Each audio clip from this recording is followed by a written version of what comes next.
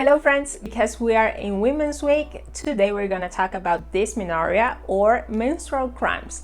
And if you're a guy, you want to stay tuned because this will help you as well. My name is Weber-Salas and stay until the end because I will be giving 3 main tips so you can reduce or eliminate your menstrual cramps. But to find a cure, let's say a cure, you have to understand what is really happening. So let's dig into some definitions. So what is the difference between dysmenorrhea and menstrual cramps? The first is when they don't really know what is the specific cause. And the second one, well, you can call that to any kind of pain during the menstrual cycle. I want to start by recommending you to go to a gynecologist.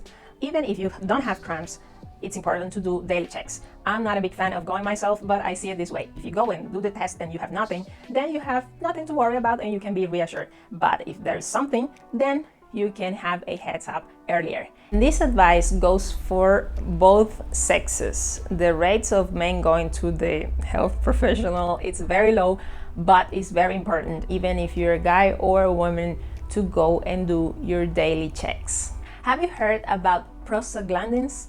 They are a hormone-like substance that affect several functions in your body, especially pain and inflammation, but they attack the uterine contraction as well, which restricts the blood flow and the vessel constriction.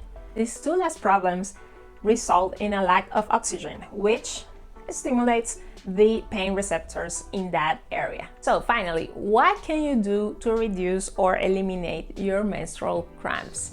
Or your girlfriends or wives. Quick disclaimer, these are going to be recommendations for an average person, doesn't necessarily apply to all. And if you have a known condition, I recommend you once again to go to a health professional so they can see your case specifically and you can find a better result. My first tip would be for you to add some items to your diet.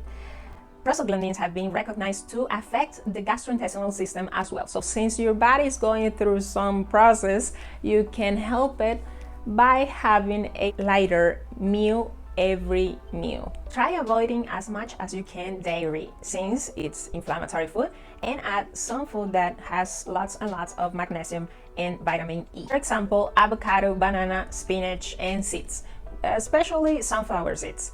And something that surprised me was that studies have shown how ginger helps reduce menstrual cramps. So you can add it to a tea or maybe to some other preparation of food. And it's very important to go check with your doctor so it doesn't interfere with any other medication that you're taking. The second tip will be to apply continuous heat on the suprapubic region.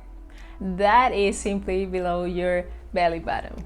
The third tip will be to do some exercise. Some studies recommend doing yoga, but the important is increase the blood flow, which means more oxygen, and help release endorphins, which help reduce stress and anxiety. Since we are talking about oxygen, you have to do some aerobic exercise, that is by definition some cardio that helps moving your heart and your breathing. So you have to make at least 30 to 60 minutes 3 times per week. For example, walking, running, cycling, or swimming, it's good. Well, only in swimming you're not gonna be able to talk, but the important thing is to do it in a moderate pace, which means you can hold a conversation while doing it. This was all for today, and remember to leave me in the comments if you try these tips, if you have any other tip that could help anyone else, and if you're a guy, help your woman have better days on those days. See you in the next video. Ciao, ciao!